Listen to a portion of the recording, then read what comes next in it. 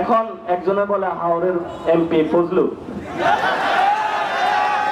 আমি কিশোরগঞ্জের যত সুনাম করতে চাই, এই বাংলাদেশের শীর্ষ সন্ত্রাসী, মুজিববাদী সন্ত্রাসী এই ফজলুর রহমান কিশোরগঞ্জের জন্য একটা কলঙ্ক। এই কলঙ্কটা কিশোরগঞ্জ থেকে সরাইতে হবে। মাননীয় ভাইয়া যান, আপনার এই যে মুজিব প্রেমীর একটা মুখপাত্র শীর্ষ সন্ত্রাসী ফজলু পাগলাকে কিশোরগঞ্জবাসীর হলে জড়িয়ে দিয়েছেন, এই পাগলকে সরান। কিশোরগঞ্জ মানুষ মহা বিরক্তিতে আছে এই পাগলের কারণে।